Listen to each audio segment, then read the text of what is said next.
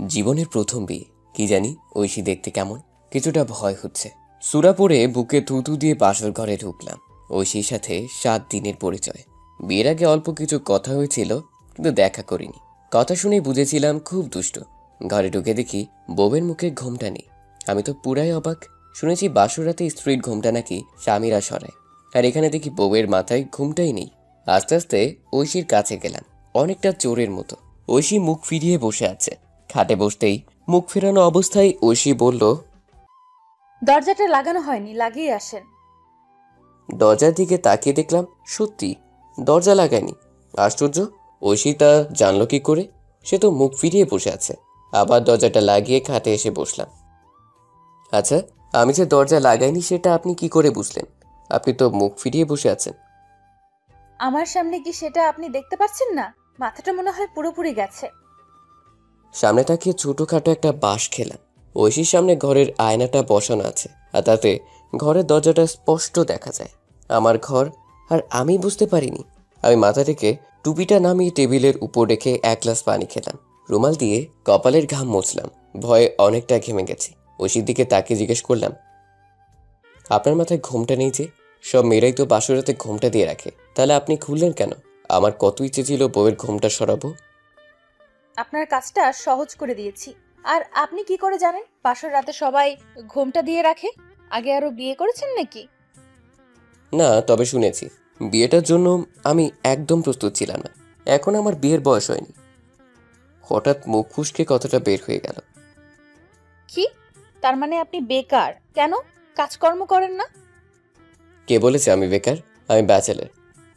ঐশী একগাল হেসে বলল, ব্যাচেলর আবার বিয়ে করে নাকি? আবার বললেন বিয়ের বয়স হয়নি, কিন্তু এটা তো ভালো করেই জানেন যে বউয়ের মাথায় ঘোমটা দেওয়া থাকে। একটু একটু জানি। তাহলে বিয়ে করলেন যে? আম্মু হঠাৎ অসুস্থ হয়ে পড়ে। সেবা যত্ন করার মতো কেউ নেই। পরিবারের একমাত্র ছেলে। ছোট বোন রিনির পক্ষে মায়ের সেবা যত্ন করা সম্ভব না। সামনে ওর এসএসসি পরীক্ষা। আমাকে না জানিয়ে বাবা বিয়ের ব্যবস্থা করে ফেলে, আর আমিও মায়ের অবস্থা চিন্তা করে বিয়েতে রাজি হয়ে যাই। মাত্র অনার্স শেষ করেছি, এখন চাকরি খুঁজতে হবে। আর তো কিছু করার নেই। বুঝছি। অনেক রাত হয়েছে। আমি আবার বেশি রাত সজাগ থাকতে পারি না, তবে খুব সকালে ঘুম থেকে উঠে পড়ি। এখন ঘুমাবো। আমি ভাবছি বাসরাত কি এরকমই হয়? ঐশী আর কিছু বলবে না, সোজা ঘুমাবে বলছে। আর একটা কথা বলা হয়নি কিন্তু। অনেকক্ষণ ধরে শুধু কথাই বলে যাচ্ছি, আসল কথাটাই ভুলে গেছি। আমার চোখ দুটো যেন লজ্জায় লাল হয়ে গেল। ছেলেদের লজ্জা নাকি কম থাকে, কিন্তু আমার একটু বেশি। উৎসাহ নিয়ে জিজ্ঞেস করলাম, বলেন, কি কথা বলবেন? স্বামী স্ত্রী কিন্তু আপনি আপনি করে কথা বলে না, আমাকে তুমি করে বলবেন, তাহলে আমিও বলার সাহস পাবো। এখন ঘাড় ফিরিয়ে ওদিকে তাকাও। কেন? এদিকে কি হয়েছে? আমি কাপড় চেঞ্জ করব। আমি না তোমার স্বামী? সমস্যা কিসের? কথাটা শুনে ঐশীর রেগে লাল টমেটো হয়ে গেছে। তাকাও বলছি, না হয় খবর আছে। ওই যে বাথরুম, গিয়ে চেঞ্জ করে আসো। কি আজব বউরে বাবা! ঐশী বিয়ের শাড়ি খুলে নীল একটা শাড়ি পরে আসলো। অসম্ভব সুন্দর লাগছে। আমি মুগ্ধ দৃষ্টিতে তাকিয়ে আছি, যেন পরি নেমে এসেছে। ইচ্ছে করছে এখনই জড়িয়ে ধরি, কিন্তু ঐশীকে তা বলা যাবে না, তাহলে ডিমান্ডে উঠতে পারে। খাটে পা তুলতেই ঐশী বলল, একটা কথা বলা হয়নি, আমি কিন্তু কারোর সাথে ঘুমাই না, মানে অভ্যাস নেই। যেহেতু বিয়ে হয়েছে আর স্বামী স্ত্রী হিসেবে এক বিছানায় থাকা উচিত, তা না হয় মানিয়ে নেব, তবে শরীরে টাচ করতে পারবা না, এটা আমার বিন্দুমাত্র অভ্যাস নেই। কিন্তু ব্যাচেলার হওয়ার কারণে আমি তো সবসময় এক পা কোনো না কোনো বন্ধুর উপর দিয়ে জড়িয়ে ধরে ঘুমাতাম। এখন আমার কি হবে? তাছাড়া আজকে না বাসরাত। ছি ছি ছি, এসব আমি একদম পারবো না। না হয় আমি মাটিতে ঘুমাবো। আরে না না, মাটিতে ঘুমানোর দরকার নেই। যদি রাতের বেলা হঠাৎ কোনো দরকারে কেউ রুমে আসে আর দেখে ফেলে, তবে কি হবে? আচ্ছা, আমি জড়িয়ে ধরবো না, তোমার থেকে 2 হাত দূরে ঘুমাবো। এই তো লক্ষ্মী স্বামী আমার। এই কথা বলে ঐশী খাটে উঠে বাতিটা অফ করলো। প্রায় 5 মিনিট হয়ে গেল, কেউ কোনো কথা বলছি না। ঐশী কি খুব ক্লান্ত হয়ে ঘুমিয়ে পড়েছে, নাকি কিছু ভাবছে? এক পর্যায়ে মনে হলো ঘুমিয়ে গেছে। আমি ডান হাত দিয়ে আস্তে আস্তে জড়িয়ে ধরলাম। কি করবো ভাই কন? শিয়ালের সামনে মোরগ থাকলে কি আর শিয়াল চোখ করে রাখবে? ঐশী যেই মুহূর্তে চেঁচিয়ে উঠবে, ঠিক তখনই আর এক হাত দিয়ে মুখটা চেপে ধরে একটা পা ঐশীর উপর বিছিয়ে দিয়ে বললাম, চোর বলে চেঁচিও না কিন্তু। আমার বাসায় আজ পর্যন্ত কোনো চুরি হয়নি, বাড়ির সবাই তা ভালো করেই জানে। ব্যাচেলর ছেলে বলে কথা, এতদিনের পুরনো অভ্যাস কী করে ভুলে যাই বলো? নতুন বিয়ে করেছি, বাসরাত বলে কথা, তারপর একটু আগে তোমার উপর ক্রাশও খাইলাম। অদ্ভুত, কিছুক্ষণের মধ্যেই ঐশী শান্ত হয়ে গেছে। ঘুমিয়ে গেল নাকি? কথাটা চিন্তা করার সাথে সাথে ঐশী আচমকা ঘরের লাইট অন করে বলল, হে আল্লাহ, আমি তো আসল কাজটাই করতে ভুলে গেছি। আবার কি হলো? আমি হাবাচাকা খেয়ে গেলাম। কোনো ভুল করিনি তো? ঐশী বলল, মা তো বলেছিল স্বামীকে সালাম করার জন্য, আমি তো ভুলেই গেছি। দেখি তোমার পাটা নিচে নামাও তো। ওই এই কথা? আমি ভেবেছিলাম কি নাকি।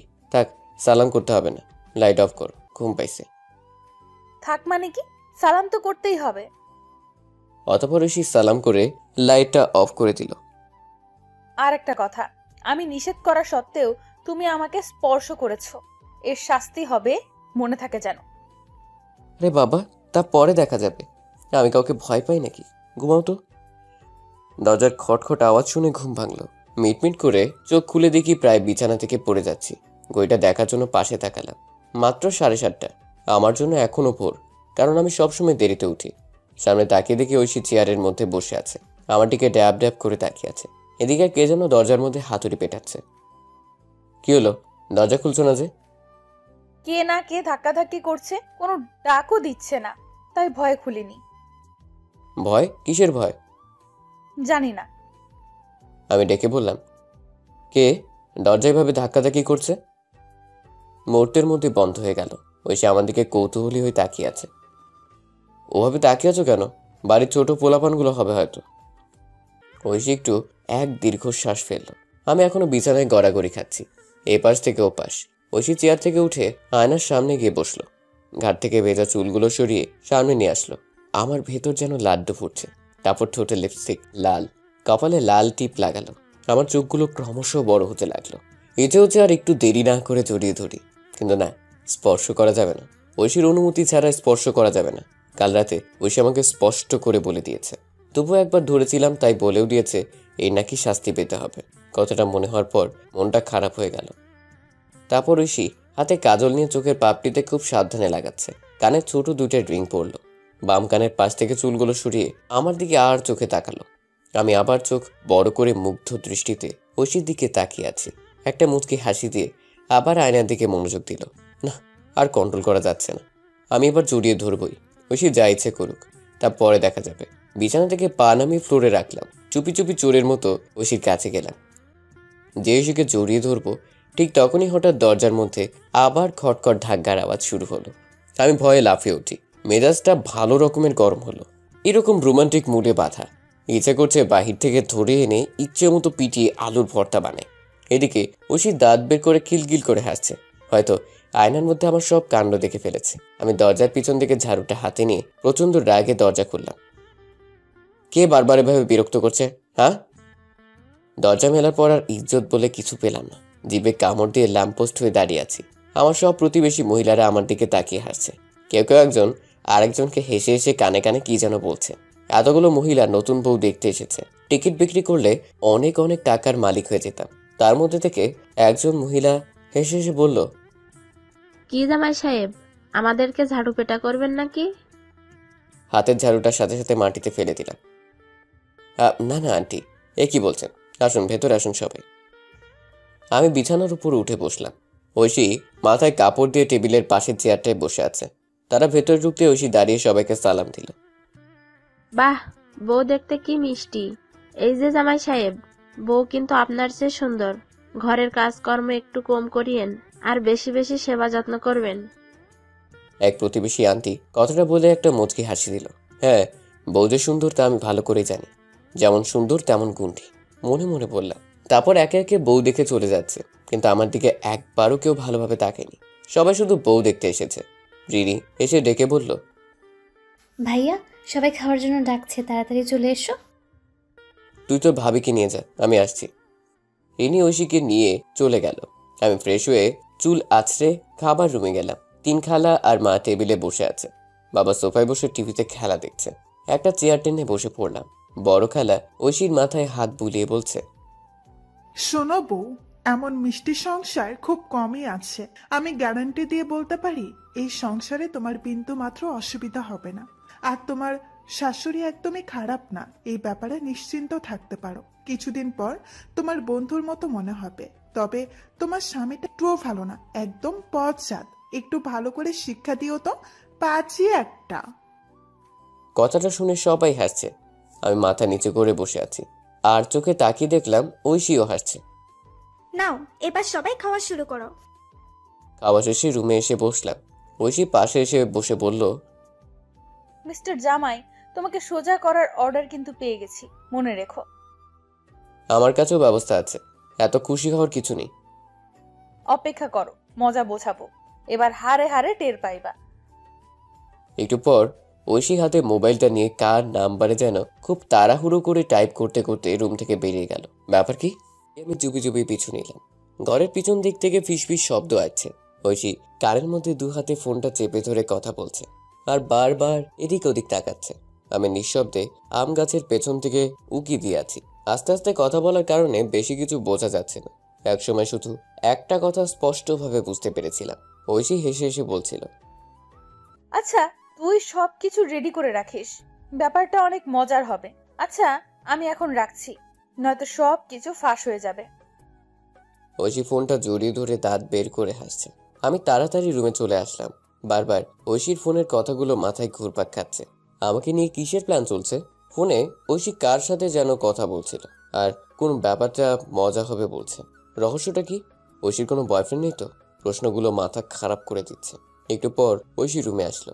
আমি যে ঐশীর সব কথা শুনে ফেলেছি তা কিছুতেই বুঝতে দেওয়া যাবে না। পাশে বসতে জিজ্ঞেস করলাম, কি ব্যাপার, ফোন নিয়ে কোথায় গিয়েছিলে? আমার সামনে কি ফোন করা যায় না? ওভাবে বলছো কেন? যেভাবে ইচ্ছে বলছি, তুমি উত্তর দাও। বান্ধবীদের সাথে কথা বলছিলাম। আমার সামনে বলা যায় না? না, অন্য একটা ব্যাপারে কথা বলছি। তারপর আমি আর কোনো কিছু জিজ্ঞেস না করিনি। বিকেলবেলায় শ্বশুর বাড়ি থেকে 3-4 জন লোক আসলো, সাথে শ্বশুর মশাইও। বাবাকে দেখতে পেয়ে ঐশী জড়িয়ে ধরে ফুপিয়ে ফুপিয়ে কাঁদতে শুরু করলো। শ্বশুর মশাই ঐশীর মাথায় হাত বুলিয়ে দিচ্ছে। ওনাদের ভালোভাবে আপ্যায়ন করার পর ঐশী এখন প্রায় প্রস্তুত। ব্যাগ গুছিয়ে দরজার সামনে দাঁড়িয়ে আছে। আজ ও বাপের বাড়ি যাবে। ঐশী মাকে সালাম করে ঘর থেকে বের হলো। শ্বশুর মশাই আমার কাঁধে হাত রেখে বলল, বাবা, তুমি কাল সকাল সকাল চলে এসো, আর পরের দিন আবার ঐশীকে নিয়ে চলে আসবে। আমি মাথা নেড়ে সম্মতি জানিয়ে দিলাম। সাবধানে যাবেন। পরের দিন সকাল 10টা বাজে, এখনো ঘুম থেকে উঠিনি। কাল সারা রাত শুধু ঐশীর কথাগুলোই মনে হয়েছে। রাতে ভালো করে ঘুমোতেও পারিনি। একটু পরেই মা এসে ডাকতে লাগলো, কিরে, এখনো উঠিসনি? তোকে না আবার যেতে হবে? তাড়াতাড়ি উঠে খেতে আয়, বেলা অনেক হয়েছে। একটু আলসেমি করে বিছানা থেকে উঠলাম। ফ্রেশ হয়ে খাবার টেবিলে গেলাম। বাড়িটা এখন ফাঁকা। বিয়ের অনুষ্ঠান শেষ হওয়ার পরপরই সবাই চলে গেছে। আমি খেয়ে আবার রুমে আসলাম। ভাবছি একটু বিশ্রাম নিয়ে তারপর শ্বশুরবাড়ি যাব। টেবিলের উপর থেকে মোবাইলটা হাতে নিয়ে আমার ব্যাচেলর বন্ধুদের ফোন দিয়ে খোঁজ খবর নিলাম। আচ্ছা আদিপ, এখন ফোনটা রাখছি। তোকে যা বলেছি সবকিছু রেডি করে রাখিস। বউরে একটু মজা দেখাবো। আমার কথা শুনে আদিপ হাসতে হাসতে ফোনটা কেটে দিল। আমার প্ল্যানিংয়ে আমারও কিছুটা হাসি পাচ্ছে। বিছানায় শুয়ে শুয়ে হাসছি। তখনই মা এসে বলল, কিরে, একা একা হাসছিস যে, কি হয়েছে? না তেমন কিছু না। বুঝছি, আর বলতে হবে না। আবার কোনো সাকলামের প্ল্যান করছিস বুঝি? মাও পুরো মনোবিজ্ঞানীর মতো আমার সব কিছু ধরে ফেলে। অনেক বেলা হয়েছে, যা এখন ঐশীদের বাসায় যা, আরো অনেক আগে যাওয়া উচিত ছিল। মায়ের কথায় বিছানা থেকে উঠে বাজারে আসলাম। মিষ্টি আর কিছু ফলমূল হাতে নিয়ে সিএনজির সোজা শ্বশুরের ঘরের সামনে। আমাকে দেখতে পেয়েই শালিটা দৌড়ে আসলো। শালিটা পুরো 420 টাইপের, নাম ঋতু, এবার মাত্র ইন্টারে ভর্তি হয়েছে। দুলাভাই, আপনাকে তো একবারে হিরোর মতো লাগছে, তবে একটু মেকআপ করলে আরো ভালো লাগতো। আরে ছেলেরা মেকআপ করে নাকি? আর হিরো না হলে তোমার বোনকে বিয়ে দিতা? তা ঠিকই বলছেন, তবুও একটু মেকআপ করা দরকার ছিল।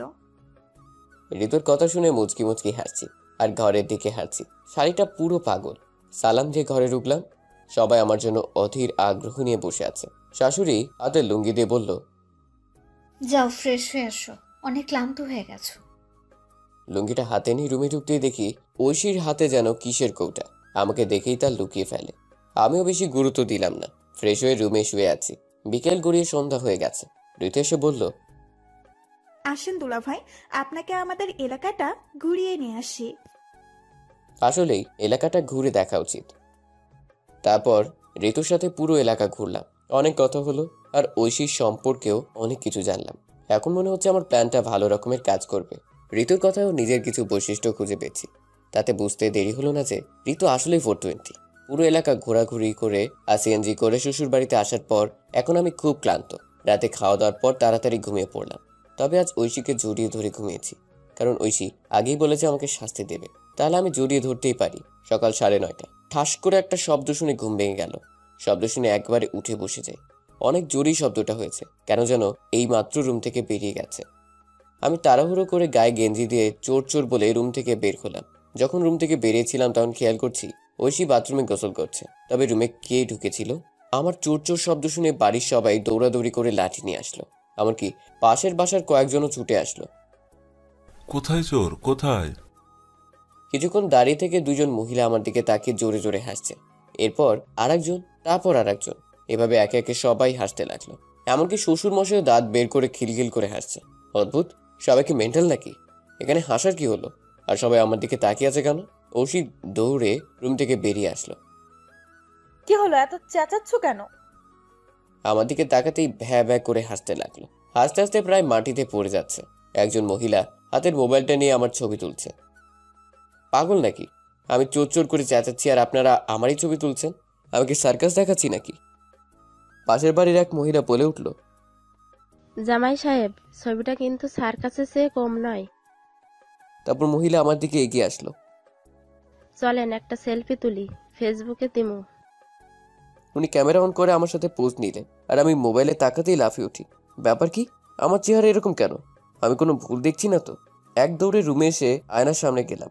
আমার চেহারা মেয়েদের মতো মেকআপ করা, কি হাস্যকর দেখতে।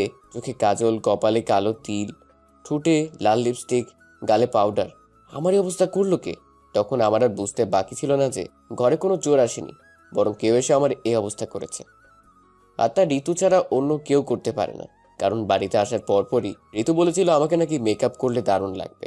আমার এখন প্রচন্ড রাগ হচ্ছে, ইচ্ছে হচ্ছে শালিটাকে ধরে আচ্ছা মতো 1 ঘন্টা পিটাই। কিন্তু ঋতু এগুলো করতে যাবে কেন?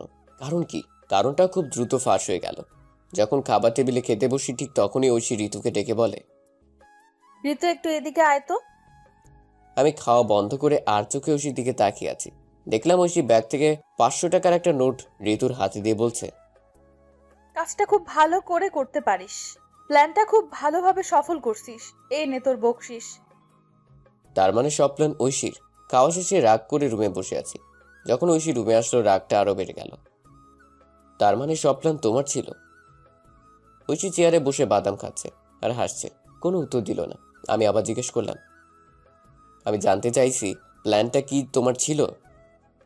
হ্যাঁ আমার ছিল, তো কি হয়েছে? বলেছিলাম না পরে মজা টের পাইবা। ইচ্ছে হচ্ছে বালিশ চাপা দিয়ে ধরি। তবে আমি কিছু বলিনি, চুপচাপ বসে আছি আর ঐশীর হাসি সহ্য করার চেষ্টা করছি। কিছুক্ষণ পর শ্বশুর আর শাশুড়ি রুমে এসে জানতে চাইল, ব্যাপারটা কি ছিল? তেমন কিছু না, ঐশী আমার সাথে একটু মজা করছিল। ভেতরের রাগটা চেপে রাখলাম। সাথে সাথে ঋতু রুমে ঢুকলো। শাশুড়ি বলল, এখন ক্ষমা চেয়ে নে, আর কোনোদিন যদি এমন মজা দেখি তবে বেশি ভালো হবে না। আরে না না, ক্ষমা চাইতে হবে না, তবে একটা কাজ করে দিলে খুব ভালো হয়। কি কাজ বলো? একটু আগে পাশের বাড়ির এক মহিলা আমার ছবি তুলেছে আর বলেছে উনি নাকি ফেসবুকে দিবে। যদি একটু ওনাকে বলে ছবিটা ডিলিট করে দেন তাহলে খুব ভালো হবে, নয়তো বন্ধুদের সামনে মুখ দেখাতে পারবো না। ঋতু, এক্ষুনি গিয়ে বল ছবিটা যাতে ডিলিট করে দেয়, যা। তাছাড়া ঋতুর তো কোনো দোষ নেই, ঐশী টাকা দিয়েছে আর ঋতু করেছে, স্বাভাবিক মনে মনে বললাম। তারপর তারা রুম থেকে চলে গেল। ঐশী আবার হাসতে শুরু করলো। এদিকে বিকেল হয়ে যাচ্ছে, আমাদেরও বাসায় যেতে হবে। হঠাৎ ফোনটা ক্রিং ক্রিং শব্দে বেজে উঠল। হাতে নিয়ে দেখি আদিপ। দোস্ত, কি খবর? বেশি ভালো না রে দোস্ত। কেন দোস্ত? না এমনি, বাদ দে। আচ্ছা, তুই এখন কোথায়? শ্বশুর বাড়ি। তোর কি অবস্থা? কি করছিস? কি করব, মরিচ ডলতেছি, আলু ভর্তা বানাবো আর ডিম ভাজি। তুই তো জানিসই, ব্যাচেলারদের জাতীয় খাবার। আদিপ কিছুটা কেঁদে কেঁদে বলল, কি আর করার। তুই তো ভালোই আছিস, বিয়েও করেছিস। এখন শ্বশুর বাড়ির মজার মজার খাবার। বিয়ে যে কত মজা, শুধু খাওন আর খাওন। আচ্ছা এখন রাখি, তুই আর প্যারা দিস না। এই বলে ফোন কেটে দিলাম। ঐশী এক্ষুনি রেডি হ, আজ না বাড়ি যাব, কাজ আছে, সন্ধ্যা হয়ে যাচ্ছে। বাড়ির সবাইকে সালাম করে বাড়ির উদ্দেশ্যে বেরিয়ে পড়লাম। সিএনজিতে উঠলাম। বারবার আজকের ঘটনার কথা মনে হচ্ছে। ঐশী আমাকে তার বাড়িতে নিয়ে এত বড় একটা অপমান কিভাবে করলো। ওর শাস্তি ওকে পেতেই হবে। আমি আবার আদিককে ফোন দিলাম। 2-3 বার রিং হওয়ার পর ফোন তুললো। আমি একটু জোরে জোরে কথা বলা শুরু করলাম, যাতে ঐশী শুনতে পায়, কারণ উদ্দেশ্য ছিল ঐশীকে শুনিয়ে শুনিয়ে বলা। দোস্ত, 3 তলার মেয়েটা এখন আসে রে? কি অবস্থা মেয়েটার? আসে, তবে খুব কম। তুই নাই তো, তোর কথা সব সময় বলে, তোকে নাকি অনেক মিস করে। আমি ইচ্ছে করে ফোন লাউড স্পিকারে দিয়ে রেখেছি, যাতে ঐশী সব শুনতে পায়। আর ইতিমধ্যে ঐশী সাপের মতো ফুসফুস করে রাখতে থাকে। এভাবে কথা বলতে বলতে বাসায় চলে এসেছি। ওই মেয়েটার সাথে একবার দেখা করা দরকার। আমার কত সেবা যত্নই না করেছে। আচ্ছা এখন রাখি, খুব তাড়াতাড়ি দেখা করতে আসবো। ফোন রাখতেই ঐশী প্রচন্ড রাগে আমাকে জিজ্ঞেস করলো, কিসের মেয়ে? কেন তুমি ওই মেয়ের মিস করো? আর কিভাবে তোমাকে সেবা যত্ন করেছে তাড়াতাড়ি বল, না হলে আজ খবর আছে। দাঁত যাও তো, তুমি সবসময় শুধু কেমন হয়ে থাকো, ভাল লাগে না। সামনে থেকে যাও তো। তোমার চেয়ে ওই 3 তলার মেয়েটাই ভালো। যখন ব্যাচেলার ছিলাম তখন আমার সাথে একদিন থেকেছিল। কথাটা বলতেই ঐশীর শাড়িটা কোমরে বেঁধে আমার উপরে চড়ে বসে। কি? বিয়ের আগে তুমি এসব করেছো? তাহলে আমাকে বিয়ে করেছো কেন? আমার জীবনটা কেন এভাবে নষ্ট করেছো? খেলা মনে হয়? আরে কি করছো এসব? ছাড়ো, মা এসে দেখে ফেলবে। দেখো, আগে তুমি বলো ওই 3 তলার মেয়ের সাথে তোমার কিভাবে পরিচয় হলো, না হয় আজকে তোমার খবর আছে। আচ্ছা আচ্ছা বলছি, এখন ছাড়ো তো। ঐশী আমার উপর থেকে নামার পর বললাম, যখন ব্যাচেলর হয়ে 2 বন্ধু একটা বাসা নিলাম, তখন ওই বাসার 3 তলায় সুন্দরী একটা মেয়ে থাকতো। মাঝে মাঝে আমাদের রুমে আসতো। আমাকে ওর পছন্দ হয়। আমি ভাবলাম এভাবে আলুর ভর্তা ডিম ভাজি না খেয়ে মেয়েটাকে যদি পটাতে পারি তাহলে মাছ মাংসও খেতে পারবো। আর এমনিতেও বেশ সুন্দর, তাই আমিও ভাব নিতে থাকি। আর তুই ওই মেয়ের সাথে রাতও কাটিয়েছিস? ঐশী প্রচন্ড রাগে তুই করে বলল। লক্ষ্য করলাম ওর নাকের ডগা আর ফর্সা গাল রাগের কারণে লাল টুকটুকে হয়ে আছে। বাহ, কি দারুণ লাগছে, বোঝানো সম্ভব না। দেখেছি তো, কি হয়েছে? আজকাল এসব স্বাভাবিক ব্যাপার। ছি ছি, তোমার লজ্জা করে না এসব করে আবার আমাকে বিয়ে করেছো? না তো, লজ্জার কি আছে? তাছাড়া আজ তুমি আমার সাথে যে ব্যাপারটা করেছো তাতে অনেক কষ্ট পাইছি। তুমি আমার সব মান সম্মান শেষ করেছো। ঐশী আর কিছু বলেনি, চুপচাপ রুম থেকে বেরিয়ে যায়। লক্ষ্য করলাম চোখ ভিজে চুপসে গেছে। রাতে আমার সাথে কথাও বলেনি। পরের দিন আমি সকাল সকাল ঘুম থেকে উঠে, যদিও কোনোদিন ওঠার অভ্যাস নেই, ঘুম থেকে উঠে দেখি ঐশী বিছানা নেই। ব্রাশ নিয়ে ছাদে গিয়ে দেখি ঐশী এক কোণায় দাঁড়িয়ে ফুপিয়ে ফুপিয়ে কাঁদছে। আমি কাছে গিয়ে বললাম, আমার ইন্টারভিউ আছে, তাই আমাকে তাড়াতাড়ি যেতে হবে। যাও, খাবার রেডি করো। আমার সাথে কোনো কথা বলবি না, যা তুই তোর 3 তলার নোংরা মেয়ের কাছে। হ্যাঁ যাবই তো, তবে খবরদার ওকে নোংরা বলবা না, তাহলে কিন্তু বেশি ভালো হবে না। তারপর সে কাঁদতে কাঁদতে নিচে নেমে আসে। আমি দাঁত ব্রাশ করে ফ্রেশ হয়ে খাবার টেবিলে গেলাম। বাহ, সব কিছু রেডি। তাড়াহুড়ো করে খেয়ে বেরিয়ে পড়লাম। তবে আমি কোনো ইন্টারভিউ দিতে আসিনি, বরং আদিবের সাথে দেখা করতে আসছি। আর ঐশীকে মিথ্যা কথা বলে এসেছি। গাড়ি থেকে নেমে সেই বাড়িতে গেলাম যেখানে ব্যাচেলর হিসেবে থাকতাম। রুমের দরজায় টোকা দেওয়ার পর আদিব এসে দরজা খুলে বলল, কিরে, তুই ভাবিকে নিয়ে এসেছিস কেন? কি? ঐশী ওকে আনতে যাব কেন? তাহলে তোর পেছনে এটা কি? পেছনে তাকাতে একটা শক খেলাম। ঐশী, তুমি কিভাবে আসলে? তোমার পিছু পিছু।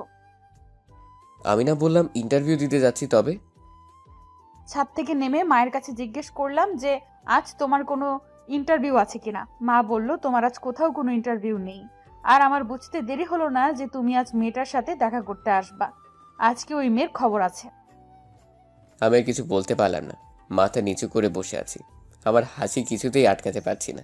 এক পর্যায়ে জোরে জোরে হাসতে লাগলাম। ঐশী প্রচন্ড রেগে গিয়ে বলল, এখন কিন্তু আমাকে আর রাগিও না, তাড়াতাড়ি এখানে নিয়ে আসো, না হয় আমি 3 তলায় গিয়ে চেঁচিয়ে চেঁচিয়ে মানুষ ডাকবো। আজকে ওর একদিন কি আমার একদিন। বাজে মেয়ে একটা, নোংরা খচ্চর, খারাপ, বিবাহিত পরিবার ধ্বংস করতে চায়। ভাবলাম আজকে তো খেলা দারুণ জমবে মনে হচ্ছে। কি হলো, মেয়েকে ডাকো। ওকে ডাকতে হবে না, আমি যাচ্ছি। আরে না না, তোমাকে যেতে হবে না, দাঁড়াও আমি ব্যবস্থা করছি। ওই আদিব, যা তো তিনতলার সুন্দরীটাকে নিয়ে আয়। সুন্দরী বলার কারণে ঐশী আমার দিকে চোখ বড় বড় করে তাকিয়ে আছে, যেন আজ বড় ধরনের কিছু একটা ঘটবে। আদিব উপরে গেল মেয়েটাকে আনতে। আমরা দুতলায় বসে আছি। তারপর ঐশী দরজার পেছন থেকে ঝাড়ুটা নিয়ে চুপ করে দাঁড়িয়ে আছে। তবে আমার আর হাসি থামানো যাচ্ছে না। ঐশী বারবার বলছে চুপ করে থাকার জন্য। এক পর্যায়ে মুখ চেপে বসে আছি হাসি আটকানোর জন্য। কিছুক্ষণ পর মেয়েটা দরজার ফাঁক দিয়ে ঢুকতে ঐশী সর্বশক্তি দিয়ে দিল এক বাড়ি। বিড়ালটা ম্যাও ম্যাও শব্দে শূন্যে লাফিয়ে ওঠে। ভাগ্যিস অল্পের জন্য মেয়ে বিড়ালটা বেঁচে গেল। আমি আর আদিব হাসতে হাসতে বিছানায় গড়াগড়ি শুরু করলাম। ব্যাচেলরের আবার বিয়ের আগে বউ। তাকিয়ে দেখি ঐশী রুম থেকে বেরিয়ে যাচ্ছে। দৌড়ে নিচে নামলাম। এ কি ঐশী, তুমি কাঁদছো কেন? তুমি আমাকে মিথ্যা বলছো? তার মানে কোনো মেয়ে নেই? আরে বাবা, এই বিল্ডিংয়ে তো কোনো সিঙ্গেল মেয়ে নেই। সবটাই তোমার মতো প্ল্যান করে বানানো। যদি থাকতো তাহলে কি আলুর ভর্তা ডিম ভাজি খেয়ে দিন কাটাতে হতো? ঐশী চোখের জল মুছে বলল, আর কোনো দিন এরকম করবা না তো?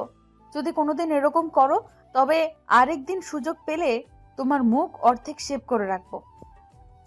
না, এরকম আর করবো না, তবে একটা শর্ত আছে। কি শর্ত বলো? সপ্তাহে 3 দিন বিরিয়ানি রান্না করতে পারবো তো? ঐশী একটু থেকে জোরে জোরে হেসে বলল, হ্যাঁ পারবো। অতঃপর দুজনেই হাসতে লাগলাম। এভাবেই চলতে থাকে আমার সুন্দরী বউয়ের ভালোবাসা।